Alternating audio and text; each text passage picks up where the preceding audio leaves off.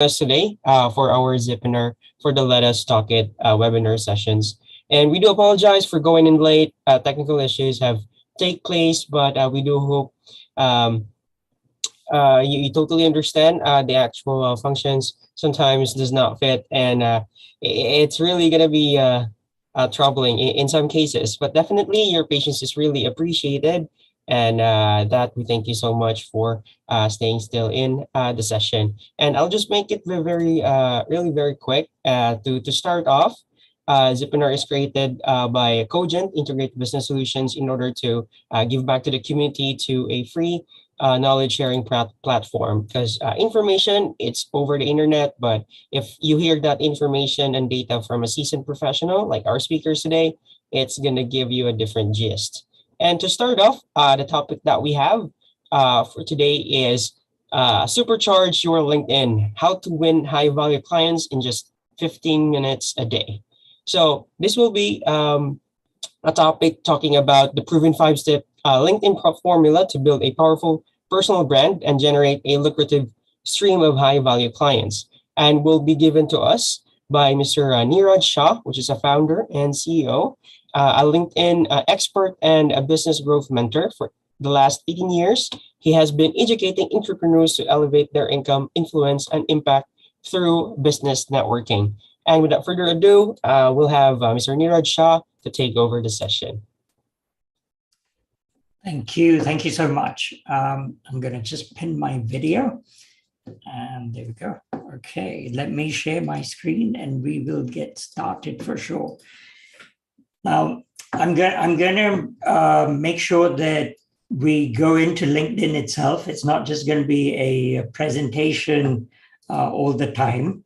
So I want us to be able to do that. So how do you supercharge your LinkedIn? And how can you win high-value clients using LinkedIn in just 15 minutes a day? So what is the biggest marketing challenge that typically people face, businesses face? 65% would say that it is generating traffic and leads. So that typically is the biggest challenge that there is there. And the second one is proving the return on investment on your marketing. So this is research done by HubSpot. So I'd like to help you really improve your return on investment and make sure that you are getting high quality, regular, consistent, and predictable leads. Now, in case you are using LinkedIn on your mobile app, then what I request you to do is there is a search bar. And just on the top right-hand side of it, on the mobile app, there's a little QR code. If you point it at this QR code, which is there on the screen, you and I should be able to get connected to each other. So this is maybe a little unknown hack that people don't know. So you can then use this in your business cards. You can use this in your email signature, things like that. So this is a great and very easy way in which you can begin to grow your network on LinkedIn. So what are we going to cover today? How do we apply not just common marketing principles, but neuromarketing principles so that you're able to go directly talk to the brain with the right things and be persuasive? How do you unlock the potential of LinkedIn? People know it's a powerful platform, but don't quite know how to use it. How do you create engaging content? I'm going to take you through some examples of content so that you can see what does good engaging content look like. And finally, how do we generate leads from it in a time-efficient manner? So I hope if we cover all of this today in the next 25 minutes, it's going to be a good use of your time. Now, LinkedIn presents an incredible business opportunity for entrepreneurs, for sales teams, but they miss out simply because they don't know how to use LinkedIn. So first, let's get into why LinkedIn. If you've not been active on LinkedIn, then you might want to reconsider Okay. LinkedIn now has the latest figures are 875 million users in over 200 countries. The US has over 188 million, and in India, there's 88 million. So outside of the US, India now has the biggest number of users. Now, there's something special about these users. 4 out of 5 of these are driving decisions, so they're key decision makers. And look at that stat, 44% earn more than $75,000 per year. So if you put this together, decision makers and high income earners, that's a fabulous combination to have. And further to that, you can add great organic reach. Unlike Facebook, it is a paid platform, and there are many people who are already, many users and companies that are paying for the LinkedIn access. And therefore, you get great organic reach. And finally, I'm going to talk about this in a little bit more detail. It is hyper-targeted. It is the world's #1 business network, and you are able to literally find the pin in the haystack, the needle in the haystack. And I'll show you how you can end up doing that. LinkedIn is great if you're a B2B marketer. And the stat there shows it that 93% of B2B marketers consider it to be the most effective site for lead generation. But look at the figure on the left. 51% of companies that have acquired a B2C, so businesses that sell directly to consumers, they've also managed to monetize LinkedIn. So it works for both B2B and B2C companies. Okay, so let's get into the key 5 steps that can help you set LinkedIn up in the right way and monetize it. We've got to position ourselves in the right way. We've got to find the right prospects and proactively grow our network. We have to find those particular people there on LinkedIn. The third step would be we need to know how to connect to them in a way where they get to know, like, and trust us. And then we need to engage them in step 4 through content and many other forms of social networking that can take place. And finally, we've got to take them off the platform to convert them. Conversion doesn't happen on the platform. Conversion happens off the platform. And I'm going to share with you my #1 way in which we're able to get conversions.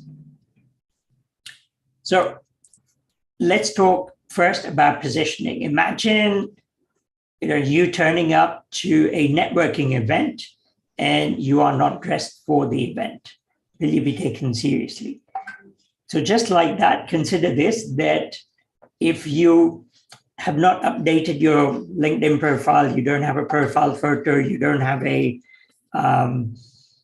LinkedIn banner, your headline is not optimized, it's like turning up not properly dressed for a networking event. So people are not going to end up taking you seriously. Now, instead, if your profile looked like this, immediately, within a few seconds, people would understand who you are and what you are able to do. Okay, so there are some key aspects there. Now, because of the paucity of time, I don't have time to get into each and every one of them, but let me take you through the 20% that will make 80% of the difference. Now, why do you want to optimize your profile? Even if you have no intention of being active on LinkedIn, if you were to do a Google search of your name, it will probably be your LinkedIn profile, which will turn up first in the search results. Why? Because your LinkedIn profile is completely optimized for Google search. Not only that, now also your articles and posts are being optimized for Google search. So this is something really amazing from an SEO perspective. Secondly, apart from Google search, LinkedIn itself is a search engine. And there are over 6.7 billion searches being done on LinkedIn every year. The question is, when people search for your specialty, do you and your name come up? And finally, when people are looking to do business with you, people will do buyer research. And this is an amazing stat. 67% of B2B buyers will check out your LinkedIn profile before buying. I had a client the other day say, look, I've taken part in an exhibition. I've demoed the product in front of the client, and the client is refusing to give me an order because he did a LinkedIn search and he couldn't find me. So it's so important to not only have your profile up there, but have it optimized in the right way. So how can we optimize it in the right way? The human brain is hardwired to protect you. It is always trying to see who's your friend and your foe. So therefore, when someone ends up on your profile, the first thing that they're going to go to is they're going to look at your profile photo. Now, look at the stats here. Profiles with professional headshots receive 21 times more views, 9 times more connection requests, and 36 times more messages. So it's definitely great for your traffic if you have a great profile shot. And let me share a specific tool that will help you. Now, these are all clients of mine, and they all have a great optimized photo. So what are the key core components? Okay. It is a passport format where your face is basically covering about 60% of the frame. Okay. You're looking directly at the camera. You're dressed appropriately in terms of how would you be expected to be dressed if you were to see a client. Okay. There's a neutral background at the back. And most importantly, you are smiling, because in that split second, when people come to your profile or see your photo there, if it is smiling, then you are a friend and not a foe. So that likability factor is as important as do you look credible. So let's look at how we could use this particular tool called Snapper, and I'm going to show that to you and put at least in the chat the link. It's an amazing tool which will connect to your, it will end up connecting to your LinkedIn profile. Okay, so if you see right now, okay, and I'm going to try and put this in the chat. I'm not sure if people are going to be able to see this. Okay, one moment, let's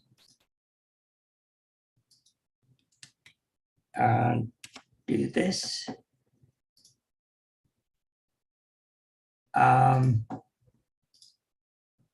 Right. So if you end up here at the Snapper photo, snapper.com, snappr.com, okay, and click on Analyze LinkedIn Photo, it will ask you to put in your login credentials, and then it will end up scanning your photo, and it will give you a score out of 100. Essentially, you want a score of 70 or more, and that will tell you whether you actually have a good photo or not. So there you go. It's scanning my photo, as you can see there. And yeah, there you go. I've got a score of 73. Now, the reason I've got a slightly lower score is if I turn the yellow background into gray, then this actually goes up to 77. Now, if I click on this little arrow here, you will be able to see specific analysis on what is actually working and what's not. And therefore, then you can end up improving it. So this is a great tool. Okay, Ravi, 71 out of 100s are awesome. That's really good. Look to see whether you can get it up beyond 75. I think the highest I've seen from one of my clients is 89. So that's really cool. Okay, so that is a great tool which is using AI. Okay, so now let's keep it going. One of the other things that I want to show you, and I'll just take you to my profile, just give me a sec, yeah, is this is the banner. And it's really important on the banner that you have a certain tagline, okay? But underneath that, you have who do you help? How do you specifically help? And is there a measurable result that you're able to help your target market achieve? And then if you look at on the top left-hand side, if there is some sort of credibility, if you've got some award or you're certified or whatever the case may be, you can add that. And then one of the things that LinkedIn is wanting people to do is publish on the platform and become creators. And now what you're able to do is if you turn on something called creator mode, then people are able to begin to follow you. So you can see I'm holding up a little sign saying, follow me and hit the bell icon. So what does that mean? It means that people who follow me, if they click the bell icon, then every time I post, they will be notified. Now that's a good thing, because if you have a favorite content creator or a prospect that is posting, then you want to be notified of that post whenever they post so that you're able to interact with them. This is a powerful and easy way in which you can get on people's radar, okay? And this is how you're able to really engage with your network.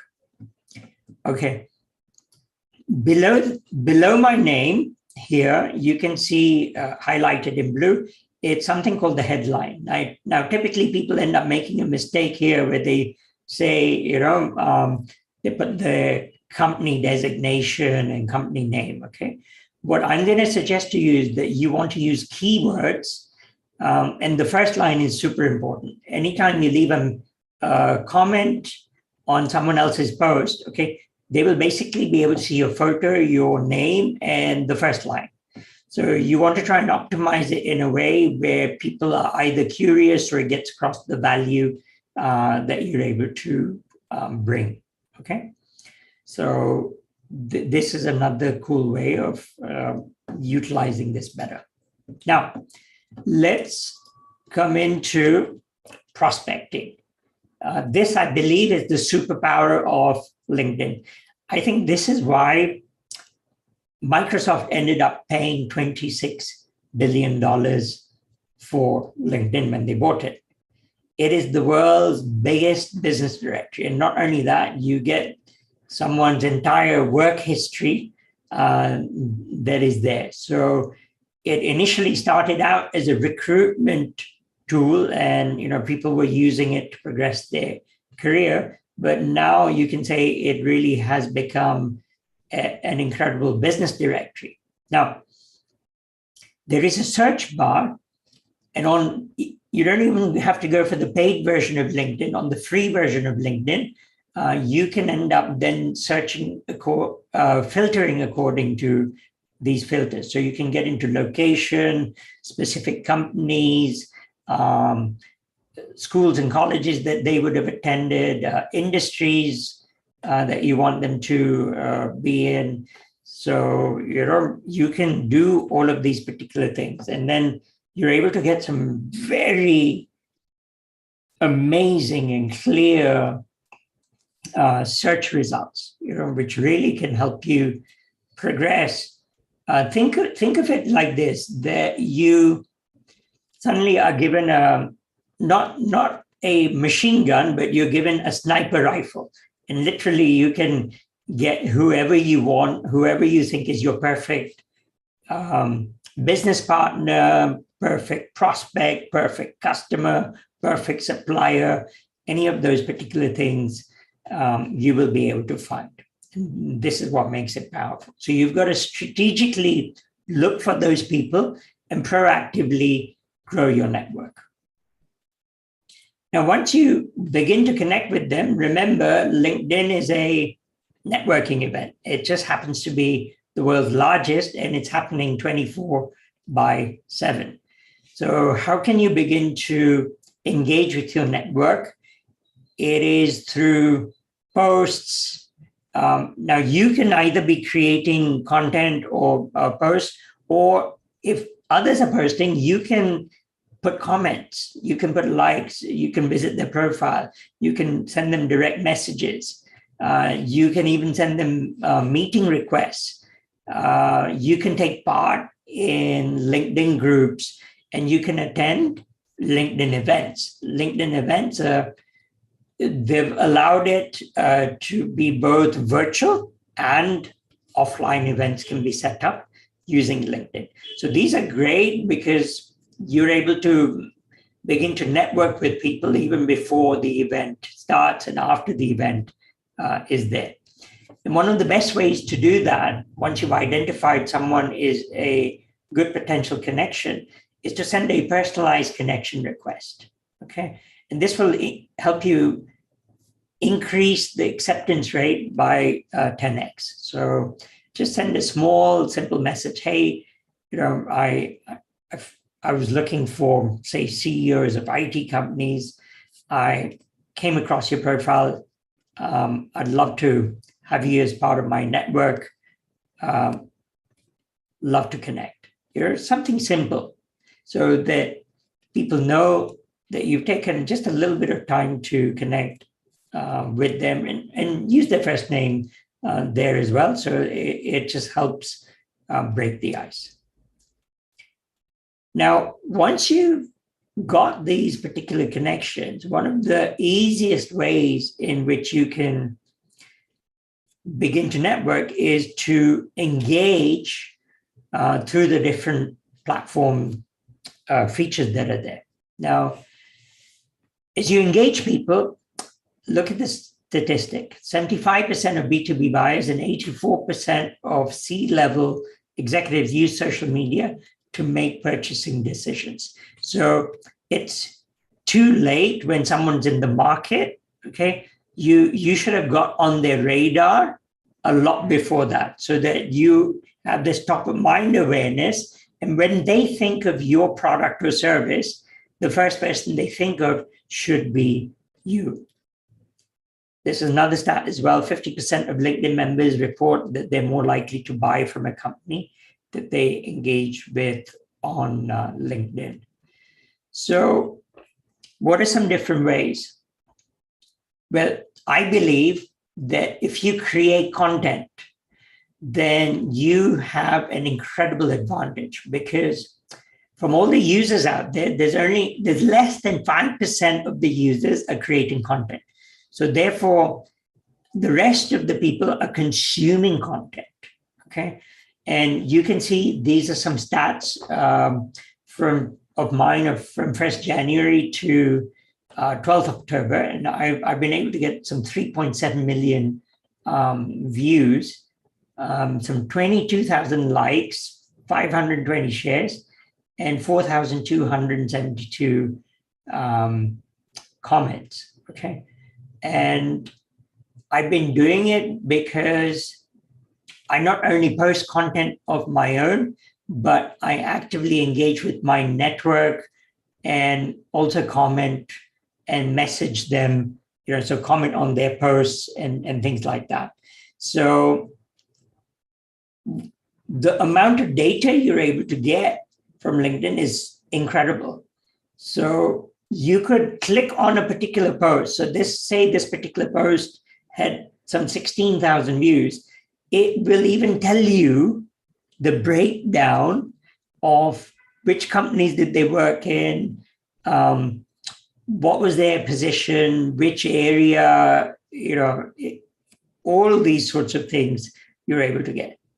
There's no other social network that gives you this sort of data. So you're able to really take a data-driven marketing to the next level. Okay. So let's look at some of the posts that are doing really well. And what I'm going to say to you is that you want to mix up both personal posts together with what I will call expertise posts, the things that highlight your expertise. So let me just quickly show you some examples of the posts. Okay, so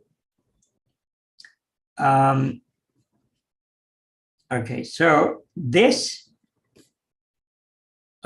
here is a personal post. I'm sharing a personal story and anecdote, and I'm talking about something that currently is definitely in the news, which layoffs have started, and there are a lot more to come. We keep on seeing it.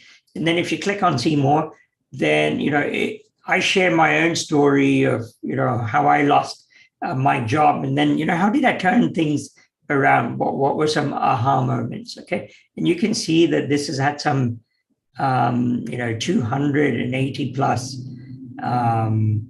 likes and some almost 21,000 impressions. Okay, so this is an idea. Here, this is a very short, easy to consume post, but it's talking about entrepreneurship. Okay, and my personal take on it in terms of why I do things. This is something called a document post, and on Instagram and places like that, they're known as carousel posts, or they're like a little slide deck. And this is a great way in which you can end up educating your prospects. Okay, so this is very easy to consume. Okay, and it ends up doing really well. So, and I believe that this is going to be one of the posts in 2023 that is going to do really well. Why? Because document post gets between 2.2 to 3.4 times more reach than the average post. So there is research to back it up. So you can see here I've got a number of different things. I'm attending an event. I was lucky enough to attend one of the World Cup games, so that was there. I'm celebrating my anniversary here. This is me, my family. So you'll see a mix of things. So this is probably today's one, which is about how to get more engagement. Okay, and what I've done here is I've tagged some of the top creators on the platform, and this is getting me some really good traction today. So this is something that I really highly recommend. And what you'll find is that you'll end up getting inbound leads. So when you send messages, that's outbound prospecting.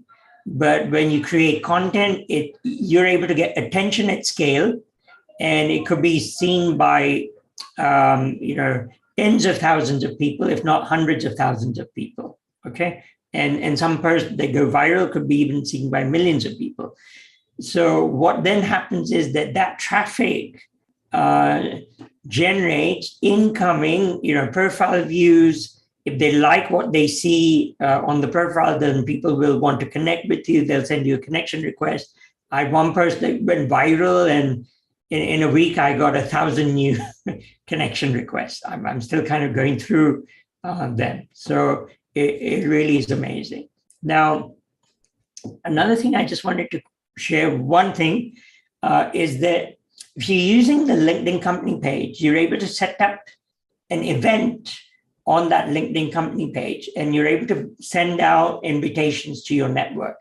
So in this particular case, I had some 400 plus people register for this LinkedIn event, and there was a Zoom registration link, and you can see that I got all these leads. Now the great thing was that I was able to then download the entire list of people who registered, and also send them an email, informing them of the event and when we were starting and some key takeaways. So this was a great way for me to also build my email list. And now talking about, so here, in this particular example, a client's post went viral. You can see suddenly she had 1,530 views, which was 10,000% more than normal. And her post had some 643,000 plus views. So the organic reach on LinkedIn is second to none. Now, talking about email, what I would say is if you are active on LinkedIn and you're able to get people off LinkedIn and get into their inbox, if you use that in combination, you will be able to get the most profitable campaigns. And this is typically how I'm now getting 95% of my business coming in this particular way. I would be getting some 150 to 180 leads per month. And these are, I'm looking at emails, that are coming in directly from my LinkedIn profile. I have a free gift for you guys. If you go to this particular, you can take a screenshot of that, lp.neerajshah.me. If you'd like to optimize your LinkedIn profile to win high value clients, then you can get this as a free download. So check it out. And if you want to connect with me, these are my contact details, email and phone number. So I think I'm kind of over time. So I really appreciate this. Thank you so much to the team. I'll stop sharing for a moment. Over to you, Phil. Yes, thank you so much, Neeraj. So actually, it's fine with the time because we have actually started late, but because of the earlier issue, but definitely that was really a great session or a discussion you have provided, and also it's a new thing that we have learned about this profile scoring and whatnot. So it's definitely kind of very interesting. So we would like to open a short question and answer from our audience. If you wish to ask a question before we jump to the next topic.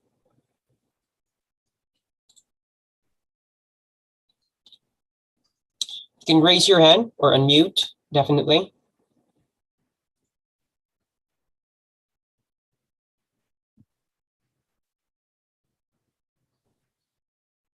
Yeah, Yep. very structured and very focused. Thank you. Thanks a lot, Srini. Hey, Neeraj, this is Ravi. Thanks a lot for sharing these insights and also the tools. That was really helpful. So I could quickly check out my score and a few suggestions Snapper gave. So there's one particular link that I haven't shared, and that is something called your SSI score. It's your social selling index score. And if you don't mind, I'm just going to drop that in the chat. And you will get a score out of 100. And that will tell you, how active you are on LinkedIn and how seriously LinkedIn views you. Now, the goal, I would say, is that you want to get a score which is 70 plus, okay, out of 100. Why? Because you'll find that you get between 15 to 35% more reach on your posts and traffic coming in just by having that higher score. So the algorithm kind of sends you up there, in a good way. Superb. Thank you, Neeraj. Thanks a lot. This would really help all our team members, at Cogent, and we can do a lot of transformation for the employees who work for us. So, thank you. Most welcome. All right. Thank you so much. And since, I'm sorry, go ahead. Sorry, I had a question, if it's okay. I wanted to wait for the other audience. Fascinating presentation, Neeraj. Thank you so much. Quick question. Are all of the features that you listed, are all of those part of the basic LinkedIn membership, or some are premium? Everything I've just shown you, all the tools and everything are all free. And, you can get access to all of that on the free version of LinkedIn. Okay. Now, there are, if you want then added stuff, in terms of how many searches you're able to do, add more filters, things like that. That's where the paid versions come in. And there are two paid versions. One is called Premium, where I would say that has a limited utility. The only thing that I can find that's really useful about it is that for the last 90 days, you can see who's visited your profile. So if you're getting a lot of profile views, people are checking you out. If you find them interesting, that's a much easier way to grow your network. And I managed to convert people into clients even that way. So that's really good. But if you use Sales Navigator, then that's a much higher product. But there you'll be able to get a lot more functionality. And that's only if you're going to be very serious about sales development. So it really is for those SDR reps out there. And the simple analogy I'll give you is this, that if you don't know how to drive and I give you the keys to a Ferrari, you're not going to get anywhere fast. So learn how to use the free version of LinkedIn, and then, when I do give you the Ferrari, you'll be able to get much further and enjoy the ride. Sure. Thank you. All right. Thanks. So, okay. All right. So for any other concerns or questions, since Neeraj has shared his LinkedIn profile, you can definitely reach out to him offline or off the Zoom setting. So you can just message him. He's very approachable. Or if you wish to have his contact information, you can ask him afterward, or get in touch with the LetUsTalkIt team. So basically, we'll be extending a little bit of the exact time that we should be ending today, but definitely the next topic is as interesting as any topic would be, definitely. So from the title itself, emotional intelligence and the door to enhanced employee engagement. So this is really beneficial for those who will be starting up with their business and those established businesses already. So this will be given by Rahul Jogulkar, who is an accomplished leader with a rich experience spanning financial services, retail, manufacturing, and engineering industries. So he has deep expertise in business strategy, P&L management, global team leadership, C-suite relationship building, mentoring, consulting, and public speaking. So the topic he will be discussing is about emotional intelligence, but it is imperative to fully appreciate the immense positive impact it has on enhanced employee engagement, elevated creativity, boosted productivity, improved employee well-being, and better business top line and bottom line results. Without further ado, let's have Rahul take over the session. Thank you very much, Phil. I hope I'm audible enough. Yes, you are. Okay. And thank you, Neeraj, again for that fascinating intro presentation that kind of gave me a good segue into my topic. Primarily because you initially in the presentation, you talked about neuromarketing. And as many of you would know, emotional intelligence is kind of a combination of your heart and your brain. And Neeraj's topic was certainly brain intensive, but it also had to make you put your heart into it to get the results. And I feel both these topics are kind of synonymous. So let's dive in here. And as I mentioned, when you talk of intelligence, intelligence is primarily associated with the brain or the mind. But when you combine that with your heart, the power of your heart, the authenticity, the trueness of your heart, that's an awesome, formidable combination. And that's what we call emotional intelligence. Interestingly, when we talk of IQ, as all of us know, it is knowing how of something, knowing how to use, knowing how to operate, knowing how to repair, knowing how to build. Emotional intelligence, however, the EQ, is knowing you yourself. Unless you know you yourself, it's very difficult for you to make an impression on others and also understand what others are going through. So EQ is a magical combination of knowing you and understanding others. There are 4 core skills for emotional intelligence, and I'm sure many of you have heard of the term emotional intelligence, but not all of you, or very few of you, would have dived deep into what it really is. So what is emotional intelligence? There are 4 quadrants there. First is self-awareness, meaning you know based on your personal competence what you see within yourself. So that's self-awareness. Social competence you already have or developed through your life. Then what you see in others or outside of yourself, that is social awareness. Self-management, self-control, self-regulation, whatever term you may call, is a very critical element of emotional intelligence spectrum. You know your competencies, but what are you doing to maintain those, elevate those, and use those for a collective benefit of you and the outside world? That's self-management.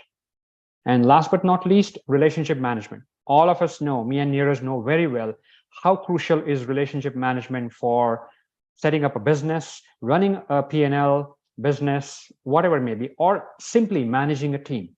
So that's the core component of emotional intelligence. Just a quick look at what each of those 4 entail and the important elements of those. Self-awareness, very obvious. I don't need to elaborate on that. Self-management is something which many people fail to understand and do.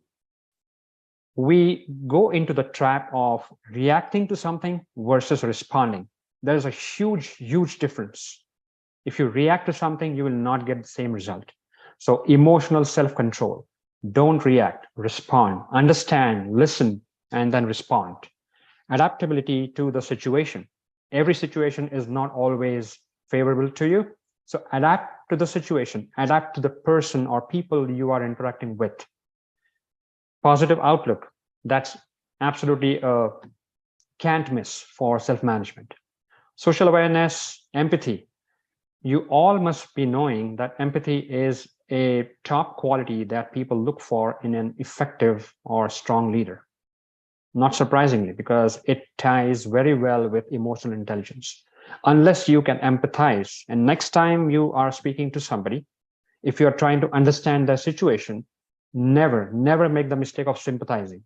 If you sympathize, the audience will lose interest because they will think that you're just feeling bad or sad for them. That's not the correct way. Empathize with them, put yourself in their shoes, understand what they are going through, think like what they can think. And here, psychology students or psychologists have an upper hand because they can do it very easily, effortlessly. But all of you, all of us can participate and practice empathy. Organizational awareness is something which you have to have an understanding of to survive and prosper and flourish. As I said, relationship management is absolutely a no miss. Coaching, mentoring, I have done mentoring and coaching for several years. I have met several interesting people and several sad and angry and depressed people. But every single time, that mentoring session or that activity has led to a favorable outcome. Why? Because I value relationships very highly. You have to build relationships, you have to manage them, and emotional intelligence at the top of your consideration. Conflict management, all of us do, teamwork. So these are part of those 4 quads of emotional intelligence. Richard Branson very appropriately said, there is no magic formula for great company culture.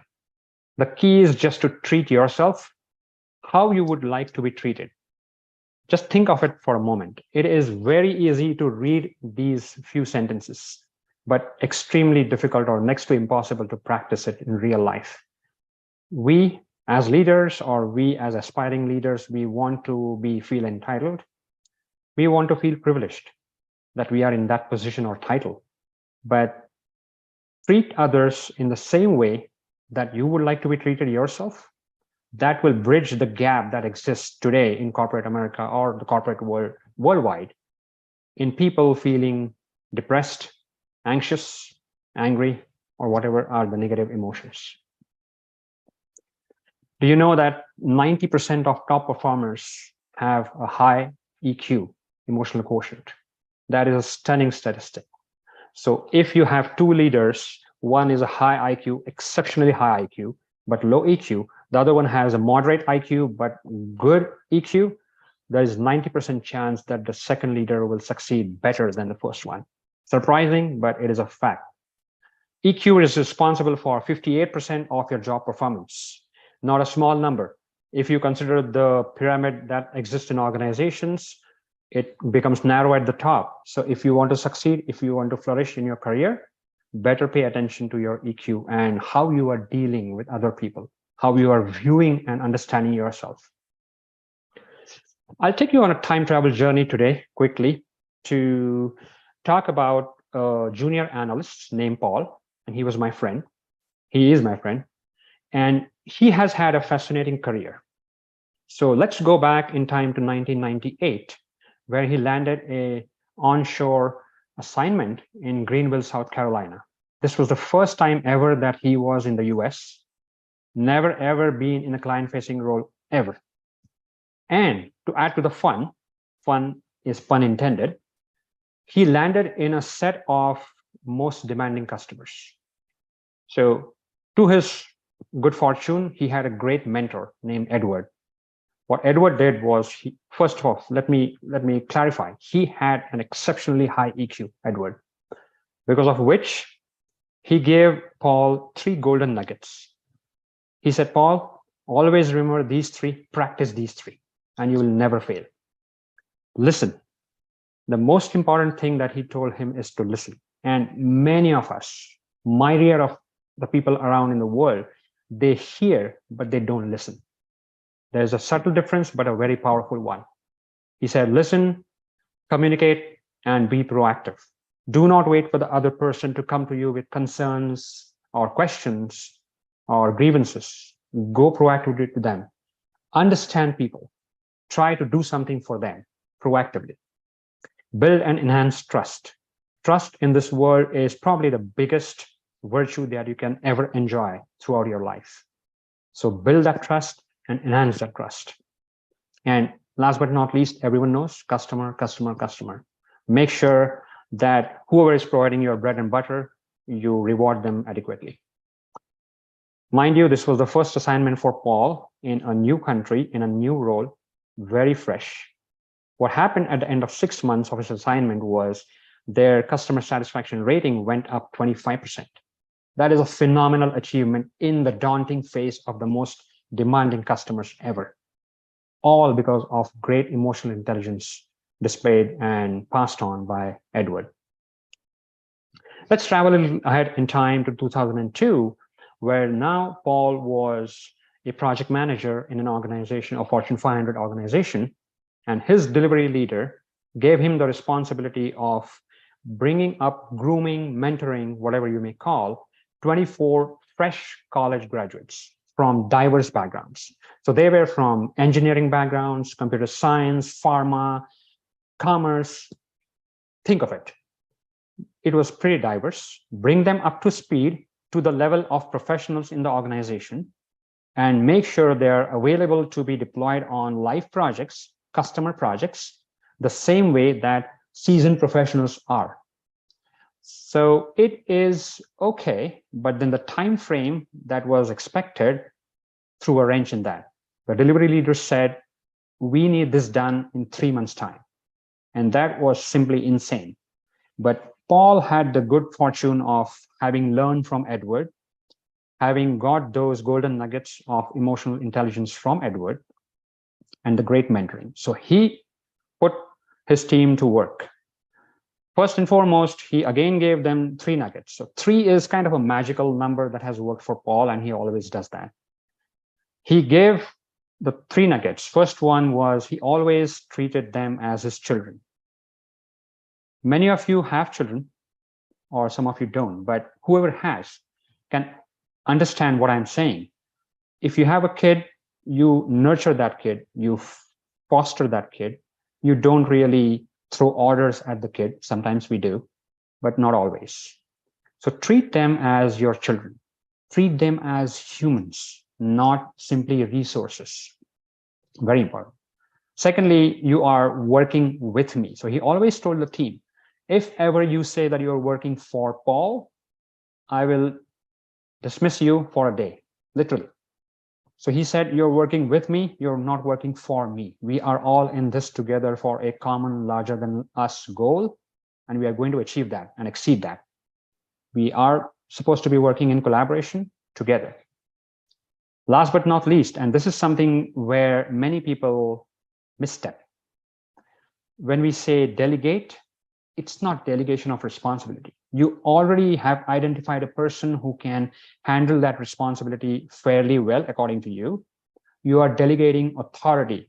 You are empowering that person to do the job that you are expecting or hoping him to do, him or her. So delegate authority, empower them, not responsibility. If you delegate responsibility, you are just putting yourself out of the equation and not taking accountability. Result of that, at the end of the 6-month evaluation cycle for Paul and the portfolio, they had managed to decrease attrition by 40%. That is not a small number by any means. 40% during those times was phenomenal. How it happened? It's all because of the excellent emotional intelligence principles that Paul used. They also got the Best Team Motivation Award. You know what happened in the award ceremony? When Paul was being given the award, he had to give a quick speech. What he said is, and he stunned the audience by that statement. He said, this award does not belong to me. And he took a pause. And they were like, what? What are you talking about? He said, this award does not belong to me alone. It belongs to me and my team. Without their participation, without their work, we wouldn't have been able to do this or accomplish this. So please, it's a team award, not an individual award.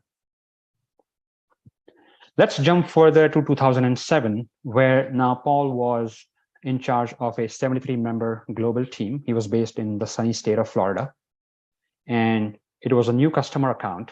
There were already 4 existing strategic vendor partners there. One of them was there for 10 years. So pretty strong incumbent, extremely difficult situation for a tight competition scenario. To add to the pain, it was a portfolio of 5 siloed groups. They were working in isolation, never talking to each other, but expected to deliver results together. What Paul did was he again put emotional intelligence into the equation, into the mix. He did the first quick meeting with the team at multiple locations. He said, we are going to break down the silos. We are going to have an infused collaboration in this portfolio. Siloed working is not going to be working. It's going to be detrimental for the client, for us, and for the relationship. So we'll break down the silos, we'll infuse collaboration. Collaboration to the extent of proactive solutioning. So they put to practice some things like ideas like idea corners or think tanks. They used to have those every single bi-weekly meeting. They used to invite the client representatives, wherein it was a good collaboration. And then in those meetings or in the monthly town halls, they used to do one-on-one or group appreciations. Appreciations was very high in the ranking or ladder for Paul. He said, if you don't appreciate a person, even if that person is doing average work, that person is bound to do below average work in the next cycle. So please don't fall short of appreciation. One-on-one works wonderfully, but group appreciation also works great because then people feel that they are rewarded, they are heard, they are acknowledged in front of the whole group. It works like wonder. What happened because of all this is They made a significant positive difference in terms of the thought leadership that they had shown at the portfolio. Their business increased 20%. That's not a small number in the tight competition scenario. They even got the Preferred Partner Award. Remember, there was an incumbent vendor with 10 years experience in that same portfolio working with the same set of clients at the same location. They toppled that vendor partner and got the Preferred Partner Award. That's something to remember, all because of the great emotional intelligence characteristics and best practices that Paul put to work. Let's flash forward to 2012, where Paul was now in charge of a $28 million global portfolio spanning 5 continents across the world. It was a huge 230-member global diverse team. And he did exactly the same thing. He assembled them in the town hall. He told them, and again, you would have guessed, I'm going to tell you 3 principles to always work with, to always uphold. Uphold trust at any cost. Because what he said was trust is earned, respect is given, and loyalty is demonstrated. However, more importantly, betrayal of any one of those is to lose all 3. So profound, so powerful, many people miss this. They feel that if you do something which is not trustful, next time you can go and repair it. No, once it's broken, it's broken. It's like a glass. So uphold trust at any cost. Think outside the box. Make customer the hero. What happens when you think outside the box? That is something which people either don't expect or anticipate, and you can be one up in a competitive scenario where you can bring industry insights to the conversation with the customer or whoever you're talking to or the leaders. You can bring in some fresh ideas. Talk to the customer not from a services perspective or product standpoint, but say, hey, this is happening in the industry. This is where we are in this portfolio. How about we do something XYZ and different? Customer immediately tunes to that, or leaders immediately tune to that. They have always told me 100% of the times, tell me more. When somebody says, tell me more, you have the foot in the door. So always think outside the box. Last but not least, as always, it's a we versus I. We, as a portfolio of 230 members globally, are achieving something phenomenal, magnificent. It's not Paul who is doing all the work. Paul is just the conduit. He's just the connection point or the bridge between the benefactors and the team. It's the team that is doing the wonders. What happened because of all that, at the end of the yearly review cycle, they had managed to increase or bump up their business by 25%. 25%. 30% reduced attrition. That was the time when attrition was rampant. They also got the trusted advisor status for that portfolio, and they happened to increase their account footprint several times over in the following years, all because of some wonderful best practices on emotional intelligence. Let's look at what are the emotional intelligence parameters that are important. And I've kept this slide blank intentionally because I wanted to foster some audience engagement. So if anybody is willing to put their mute off and tell me some of the good things that you can do to be emotionally intelligent.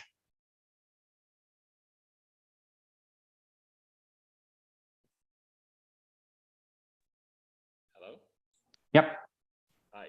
Yeah, so I think you've already spoken about this, but I think when people speak, not only trying to hear, but trying to really understand it from their perspective. That's a good point. Anyone else?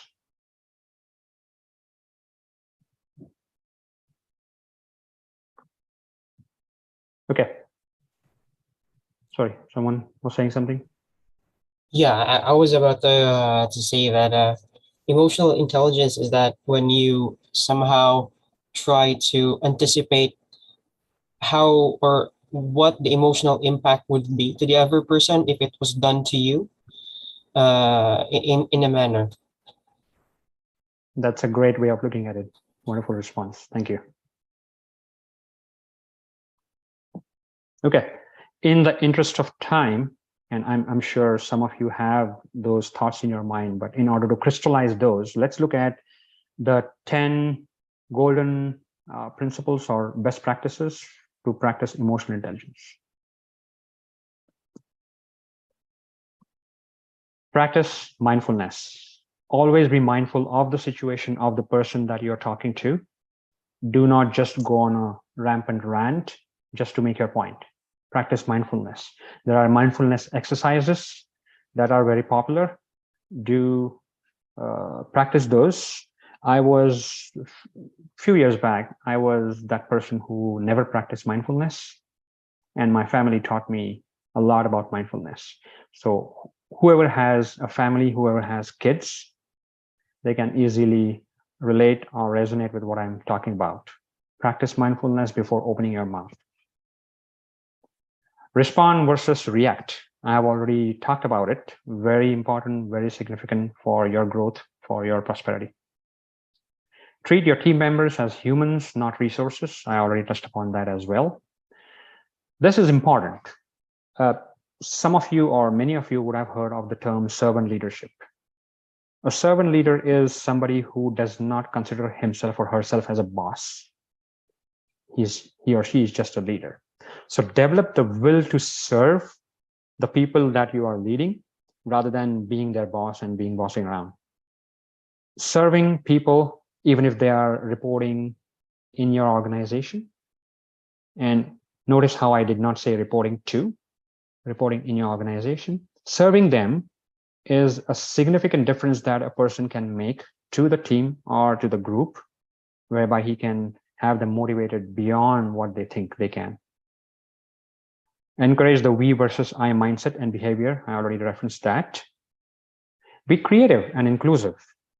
Do not be in a mundane situation just because you have to meet deliverables or you have to meet outcomes. Be creative. Think differently. Do differently. Encourage people to do differently. Be creative. Most importantly, be inclusive. In my portfolio, several years back, there were 2 underprivileged resources, and I'm calling them resources right now, so pardon that. There were 2 individuals who were underprivileged, and they were in a mental block as to how to speak up, how to present their ideas, and how to make a difference. I took them by the side, mind you, one-on-one, not both together, one-on-one. Try to understand what was the issue, what was their concern and grievance. There could be an upbringing issue. There could be something that they had developed themselves as a block. So I try to understand that. I told them that, hey, the very fact that you are part of a team of 24 individuals proves that you are 1 out of 24, right? You're not a 1 out of a million. So make sure that you remove that mental block, understand what you can contribute. I know for sure, I'm confident that you can contribute significantly, even more than some of the elite members. And when I say elite, those were well-educated computer science graduates, so you can contribute more than them. If you remove that mental block, if you have an attitude, do it. It's like the cat looking in the mirror kind of a scenario. The cat always sees a lion or a tiger.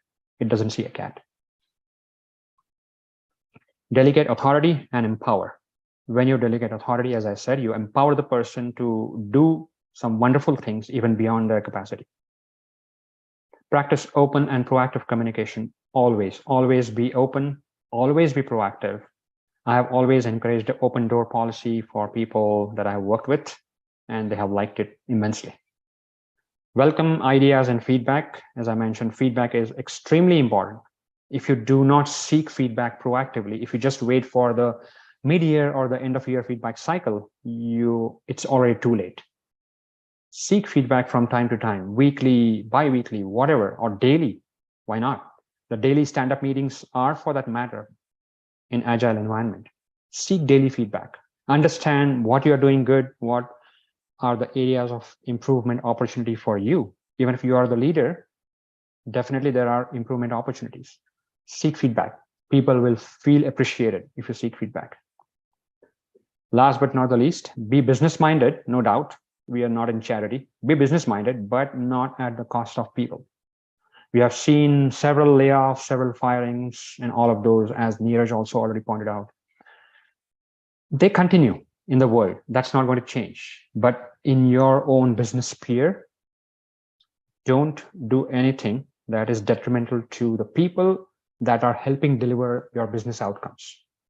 So it's kind of contrary to logic and rational that you're firing people who have worked their blood and sweat to deliver the business outcomes that you're so proud about or you're okay about. So business-minded, but not at the cost of people. Before we move on to the next one, just a revelation. So the stories that we heard about earlier with my friend Paul being in the picture, it was never Paul. It was me who was trying to relive my past. So I have been in each of those individual scenarios. I have gone through those learning experiences, and I've been extremely fortunate, and I'm grateful for getting mentors like Edward and my delivery leaders who encouraged me to develop that different mindset and then believed in me and empowered me to take the decisions that have proven successful. People will walk through fire for a leader who is true, authentic, and human. Emotional intelligence, cornerstone of that is to be authentic and to be human. Without that, without empathy, you will not succeed. And people will definitely love to work for you if you are those two. Let us all be the leaders we wish we had. And I will now open up to Q&A if there is nothing else that you would like to add, but just a quick contact information for me. I'm part of Toastmasters group within the US, and I'm the VP Public Relations as well as the area director for Toastmasters. I'm a transformation leader, as Phil earlier mentioned, in my organization. And this is my contact information. Absolutely feel free to contact me whenever and however you want. I'm always open. As I said, it's an open door 24/7. Even if I'm not able to respond within your time zone, I will definitely promptly respond to you later. Thank you. Thank you so much, Rahul. That was really a wonderful session, the same as what Sri has mentioned. And yeah, we're open for any questions or insights that you'd like to share or you'd like to communicate with our speaker. And while we are waiting for those who would like to ask questions, Rahul, do you have something to promote or? I don't have anything to promote like Neeraj, but certainly I'm in a phase of my career where, as you can guess, I'm very passionate about public speaking and inspiring people with my messages, with my stories to make their tomorrow better than today progressively. So I'm into public speaking. I am going to be speaking at some events in the near future. We will also be co-authoring a book, 20 of us. So more to come. And certainly if you reach out to me via LinkedIn or my email, I can keep in touch with you. Perfect. And I think there are 2 questions, Phil, on the Q&A chat. Yes. One of them is just a comment. Yeah, it's just a comment actually. But we have here, Siba, how do you rate Elon Musk over the entire saga that's happening around the Twitter organization? Just an opinion about it. Sure. I was 100% sure this question would come up since I talked about firing and all of those and layoffs. See, I'm no authority to talk about that. And certainly to my good fortune, I'm not on Twitter. So even if I say something here, it is off Twitter. But there are leaders who do things for a particular reason, for the best benefit to their business. They, as business leaders, they are responsible for the top line, bottom line, shareholders and everything. So they do certain things based on what they think is appropriate, and let them continue on their own path. And we will continue on our own path of high emotional intelligence. Right. I hope that takes care of that, Siva. Okay, so yeah. So yeah, if there are further questions, just raise your hand. I just wanna say thank you for everyone for staying actually this long, and really appreciate you understanding the actual difficulties that we did had earlier. So we came up late on the live platform, but it's really unavoidable. Thank you really so much. And so since we're closing this session, as there is no more questions or no one is interacting so far, but definitely for the speakers, thank you so much for your effort, the experience that you have shared with the knowledge that you have given with this discussion. And for the participants and for the audience, I mean, we do hope to see you again next Wednesday. So it's the same time, but we will have two new topics and two new speakers that will be with us on that session. So we hope to see you again. And everyone, thank you so much for joining us today. And Rahul, thank you so much for being with us today. And we appreciate all your efforts and with giving the discussion. So thank you, Sure. everyone, and we bid you goodbye.